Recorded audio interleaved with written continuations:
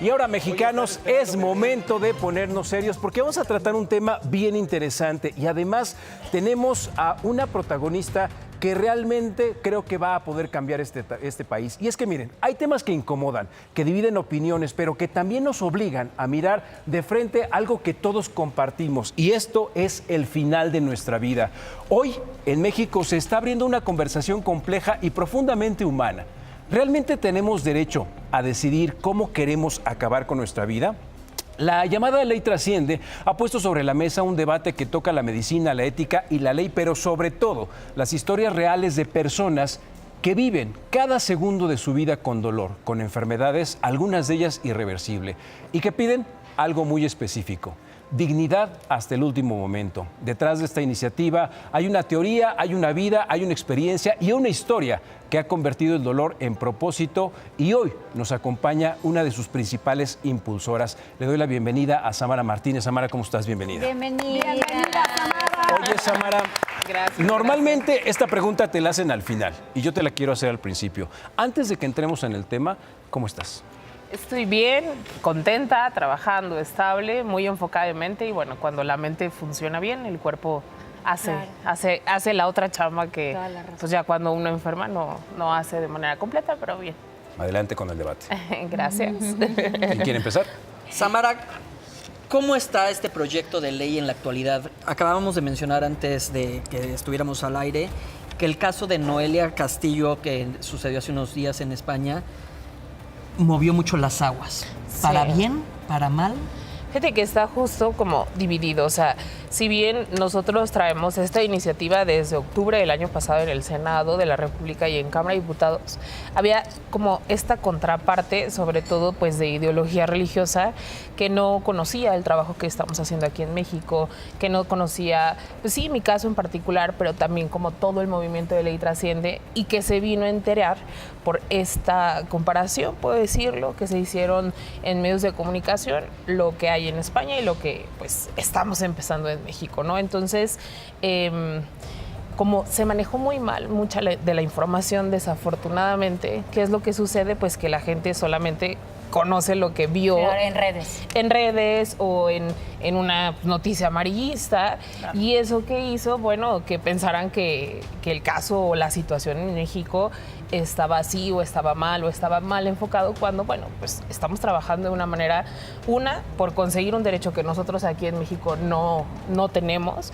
y que allá, pues de manera independiente se tiene, y lo único que ella quería, bueno, era trascender e iniciar una lucha, en este caso con su propio papá, ¿no? Pero es otro tema distinto. Totalmente. Y bueno, hablando de temas, me gustaría que muchas personas que están conectando con nosotros en este momento, que no te conocen, sepa cuál es tu lucha.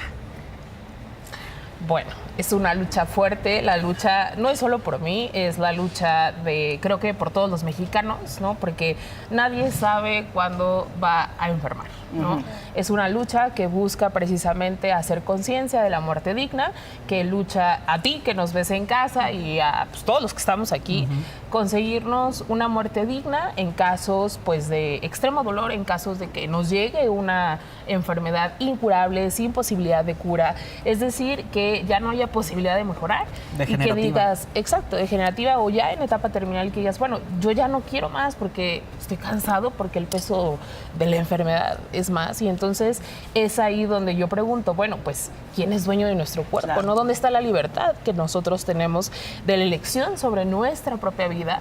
Si al final de cuentas, en la decisión que todos tenemos seguro, que es la decisión de la muerte, pues no nos dejan tomarla, porque eso hoy en México está penalizado como homicidio por piedad. Es decir, si tú como familiar, como médico, ayudas a alguien que en pleno uso de sus facultades mentales requiere y te lo solicita por piedad, puedes ir hasta la cárcel. ¡Órale! Hasta con 5 años de cárcel. Entonces, imagínense la escena de llegar a la cárcel y que te pregunten, bueno, ¿por qué estás aquí? Pues es que mi abuelito estaba en extremo sufrimiento y le conseguí asistencia médica para morir. Y bueno, claro, es bien complicado. No, adelante. ¿Crees que la sociedad esté preparada para hablar sobre la muerte o sigue siendo un tabú? Está preparada, hay estadísticas que lo comprueban. Tenemos 2 estadísticas recientes, una del 2022 y otra que estamos por publicar, que asegura que 7 de cada 10 mexicanos está a favor de la eutanasia en casos en donde precisamente pues, ya haya la enfermedad y no haya posibilidad de cura. Entonces, es luego irónico ese tipo de preguntas porque, bueno, celebramos la muerte y si estamos en noviembre hacemos, ¿saben?, este gran festejo, pero al momento de decir, oigan, me estoy muriendo y sé que me quedan 3 años de vida y quiero tener esto para cuando llegue ese momento, pues obviamente se hace el escándalo. No creo que sea un tema tabú, es un tema incómodo y pues no nos gusta enfrentar la incomodidad, pero es algo que eventualmente tenemos que hacer. Oye, opinar desde los zapatos del otro es un deporte nacional. Claro. Y una de las cosas que escuché de ti que me llamó mucho la atención es que independientemente de tu enfermedad y de cómo la has ido afrontando y de las etapas en las que has tenido, comentaste algo que me llamó mucho la atención, que tú tienes los no negociables. Los no negociables en donde a partir de eso tú ya vas a tomar la decisión. ¿Cuáles serían esos, si es que podemos saberlo, para tratar de entender si nosotros estuviéramos en esa situación, qué quisiéramos hacer? Exacto. Y hay algún debate muy interesante. Uno de los debates es cómo saber si esa persona tomó la decisión correcta y que después no se haya dado cuenta, o los demás se han dado cuenta que fue un error. A ver, es una decisión sumamente individual, ¿no? En el que 2 cuestiones. Uno, esto no obliga a nadie, ¿no? Que era lo que platicábamos ahorita. O sea, no por estar con una enfermedad incurable, crónico-degenerativa, terminal, ya se te va a presionar para hacerlo. Al contrario, es simplemente un derecho para el que guste, ¿no? Y pueda tomarlo. Entonces, desde esta individualidad y desde el respeto y la empatía, sabrá que si el paciente cumple con las especificaciones y los filtros que evidentemente se van a tener en nuestro país para legalizar esto, bueno, pues otorgarle la decisión a él. Ahora, mis no negociables, para quienes no me conozcan, yo soy una paciente con múltiples enfermedades crónico-degenerativas, una de ellas ya en etapa terminal, y dependo de una máquina, 10 horas al día me conecto a ella. De diálisis. De diálisis, así es, para poder seguir viviendo. Mis no negociables en donde yo digo, bueno, yo así ya no quiero vivir porque para mí, Samara, en mi individualidad, no es una buena calidad de vida porque ya lo viví. Estuve 2 años sin poder orinar. Ahorita recuperé esa función por un trasplante que ya no me funciona, pero me funciona pues para orinar. Oigan, imagínense un día sin poder tomar ni una gota de líquido y que ese sea el resto de tu vida, ¿no? Entonces, para mí es eso. O 2, que el peritoneo, que es esta parte en el abdomen donde actualmente me conecto, deje de funcionar porque yo ya no tengo otro acceso en donde haya más. Entonces, mi pregunta es, ¿qué va a pasar cuando llegue ese día que esto que me mantiene viva deje de funcionar? Porque tiene una esperanza de vida. Entonces, ¿qué va a llegar la medicina y me va a decir, bueno, pues muere y espera porque no hay manera de sacarte las toxinas del cuerpo? Y ojo, esta no es solo mi realidad, es la realidad de millones de personas. Específicamente la enfermedad renal crónica es la 9ª causa de muerte a nivel mundial hoy en día y se estima que dentro de 15 años sea la 5ª causa de muerte. Simplemente, bueno, que no nos gusta hablar de esto en voz alta porque entonces pues ya no eres la valiente, ya no eres la guerrera, ya eres como pues, cobarde, ¿no? Y yo digo, ¿cómo voy a ser cobarde si esta lucha que hago, no por mí, porque en la individualidad se pueden hacer muchas cosas, pensando en que yo no quiero que alguien más sufra lo que de manera un tanto forzada a muchos de nosotros nos ha tocado vivir?